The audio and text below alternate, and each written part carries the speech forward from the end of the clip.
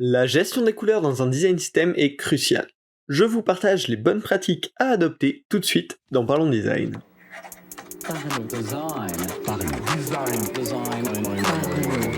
Parlons Design saison 6 est sponsorisé par la KakaoTOS Academy. Pour apprendre l'UI, l'UX, le product, Figma ou même Webflow, rejoins la KakaoTOS Academy et apprends des meilleurs experts. Salut, c'est Romain Benchna, bienvenue dans Parlons Design pour un nouvel épisode dans lequel on va parler de comment gérer ses couleurs dans un design system. En effet, dès qu'on va passer à ce niveau un petit peu de systématisation de la façon dont on fait du design, une couleur c'est plus juste un code hexadécimal, c'est souvent bien plus que ça.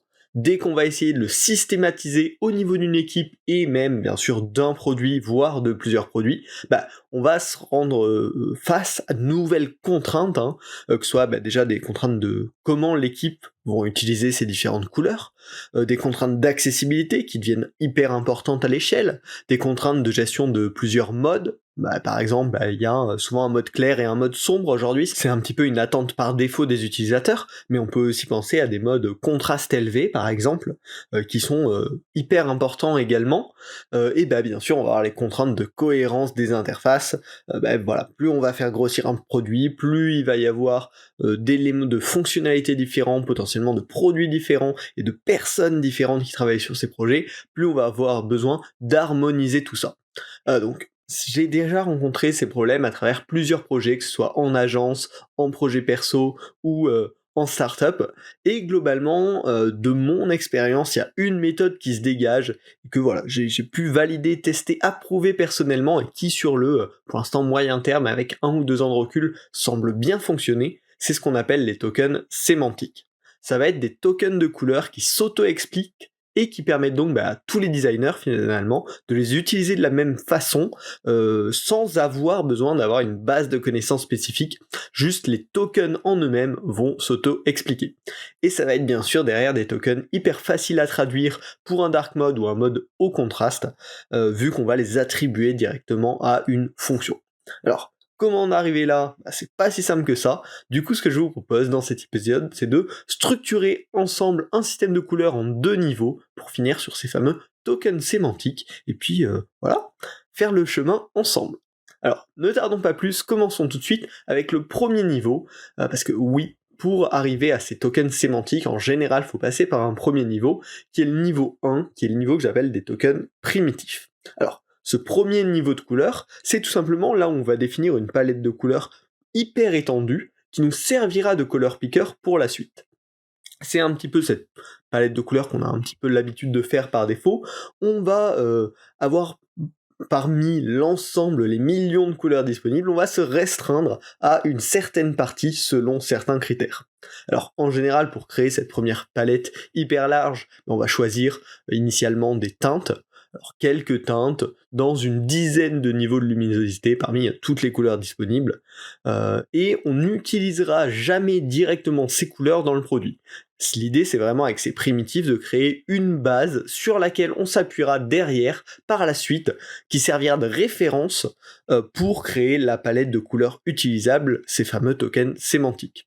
C'est aussi une palette qu'on va vouloir nativement hyper large, parce qu'elle permettra dans l'avenir, si besoin, de pouvoir étendre notre palette de couleurs sémantiques. Donc il faut vraiment que cette palette primitive soit plutôt généreuse en termes de variantes de couleurs et en termes de teintes, parce que c'est ce qui simplifiera le travail derrière et surtout l'évolution.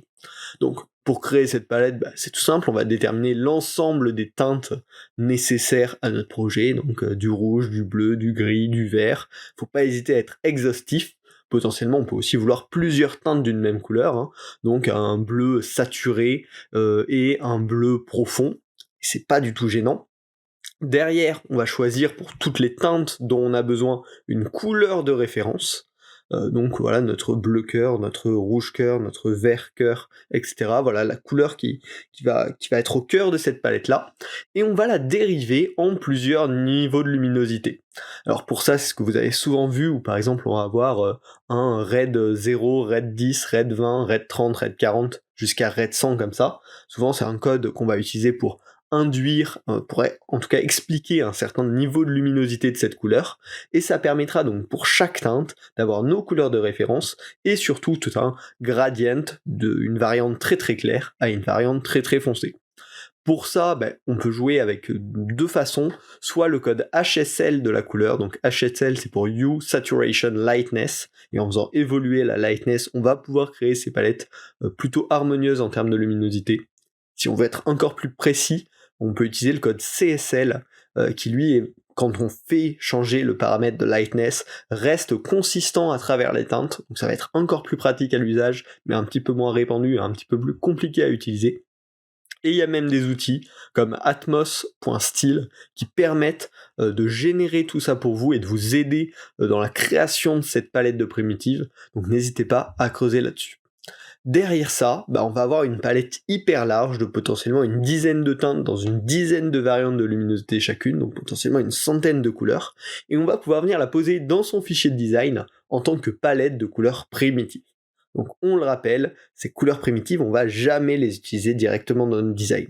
Ça va uniquement nous servir, en fait, cette grande palette de color picker pour l'ensemble de la suite du projet. C'est un petit peu, on a restreint parmi toutes les couleurs possibles dans le monde, celles-ci correspondent à notre marque, à notre image, tout simplement, oui, image de marque, à notre brand, et du coup, désormais, dès qu'on voudra créer une nouvelle couleur dans notre palette sémantique que elle on va vraiment utiliser dans notre produit au quotidien, on viendra le piquer dans cette palette là qui fait office de référence. Donc c'est vraiment l'étape initiale, l'étape cœur, qui va permettre derrière de construire par-dessus. Et si notamment vous voulez transformer, passer d'un système de couleurs pas sémantique à un système de couleurs sémantique, la première étape est souvent la plus compliquée, c'est de ramener notre palette initiale dans une palette de primitives large, cohérente, et c'est bien ça, toute la difficulté. Une fois qu'on aura cette palette de couleurs primitives, là on va pouvoir passer au deuxième niveau de tokens de couleurs, les tokens sémantiques. Là, ça va être la palette utilisable dans le produit pour attribuer une couleur à un usage. Donc en fait, à ce niveau-là, on va définir des couleurs de texte, des couleurs de background, des couleurs de bordure, qui seront nommées en tant que telles. On va plus appeler ça le rouge 30 ou le rouge plaisir, ou n'importe quel autre nom qui en fait n'est pas explicite sur sa fonction, mais on va vraiment l'appeler directement par sa fonction. Et pour les choisir, ces couleurs-là, on va s'appuyer sur les couleurs primitives. On va les piquer dans notre palette de couleurs primitives pour en définir derrière des tokens sémantiques. Alors, il y a plusieurs façons de s'organiser avec ça. Déjà en termes de nomenclature. Je vous ai dit qu'on allait définir des couleurs de texte, de background, de bordure, mais il y a plusieurs façons de s'organiser là-dessus. Deux nomenclatures principales, moi une que j'aime bien, c'est celle où on va voir les couleurs de texte, qu'on va utiliser comme son nom l'indique pour les textes, mais aussi potentiellement pour les icônes ou pour les éléments qui se rapprochent de texte. Les couleurs de background, donc là comme son nom l'indique, pour tout ce qui est aplat de couleurs de fond, qui va permettre de créer de l'épaisseur. Et les couleurs utilitariennes. Les couleurs utilitariennes, c'est en général des couleurs qui vont pouvoir être utilisées de manière ambiguë sur du texte ou sur du background pour des occasions spécifiques. Notamment, on va pouvoir utiliser l'utilitarian pour avoir une couleur de danger, une couleur de succès ou des choses comme ça, qui peuvent être utilisées pas de manière régulière, mais plus avec parcimonie dans des éléments variés. Mais la deuxième façon de s'organiser, et actuellement j'hésite encore un petit peu entre ces deux pour mes projets à moi, c'est la nomenclature. On va avoir des couleurs qu'on appelle on background, donc tout ce qui va être sur un background, comme son nom l'explique. Donc là c'est bien parce que c'est une nomenclature qui va dire ça va correspondre bien sûr pour les textes, pour les icônes, pour potentiellement les illustrations, pour toutes ces choses qu'on va placer au-dessus d'un background. Et derrière, on va avoir des couleurs de background toujours, et des couleurs de border, qui est un élément un petit peu entre les deux, et qui souvent va avoir ses spécificités. Voilà, c'est des propositions que je vous fais, mais bien sûr il faut l'adapter à votre cas d'usage. En tout cas l'idée c'est de nommer ces groupes de couleurs qu'on va créer derrière, par leur sens, par leur usage, pour que derrière n'importe quel designer, rien qu'en lisant le nom du token, sache s'il a le droit de l'utiliser sur l'élément sur lequel il veut l'utiliser, ou pas. Alors, bien sûr, une fois qu'on a choisi comment on allait nommer nos différents groupes de couleurs, on va avoir plusieurs variantes. Par exemple, pour des couleurs de texte, on va avoir du primary, du secondary, du tertiary. En tout cas, moi, c'est souvent les nomenclatures que je vais utiliser, mais on va bien sûr créer plusieurs niveaux de texte. Le but encore dans cette nomenclature, c'est qu'elle soit claire. On sache que si c'est du texte important, on va mettre du texte primary en couleur. Si c'est du texte secondaire, du texte secondary, etc. Et donc éviter que certaines personnes utilisent sur des textes hyper importants une couleur spécifique et qu'une autre utilise une autre couleur. On va créer une cohérence nativement rien que par le nom des tokens de couleur pour que ce soit utilisable. Pour les backgrounds, pour tout ce qui est surface, moi ce que j'aime beaucoup utiliser c'est l'aspect de Z-index. C'est-à-dire je vais appeler mon background Z1, background Z2, background Z3. Le Z correspond à l'axe et donc le numéro à sa profondeur, et donc l'idée c'est de dire on a 5 couleurs de background qui vont de Z1 à Z5 par exemple. Si on veut utiliser la Z2, elle doit forcément être sur du Z1. Et si on veut utiliser de la Z4, elle doit être absolument sur du Z1, Z2, Z3. Mais en tout cas, pas sur du Z5. Tout simplement pour respecter encore cette hiérarchie, cette profondeur des couleurs, et s'assurer encore là une cohérence dans la façon dont on va utiliser nos couleurs de background. Et pas avoir des fois un fond foncé avec un élément clair dessus, et des fois un fond clair avec un élément foncé au-dessus. On va éviter toutes ces incohérences entre les designers, en nommant directement les couleurs par leur usage et par les contraintes qui vont avec. Et donc là, on a déjà tout cet avantage de meilleure compréhension avec ce nommage des tokens, mais derrière aussi on va pouvoir s'assurer du contraste directement au niveau des tokens de couleurs.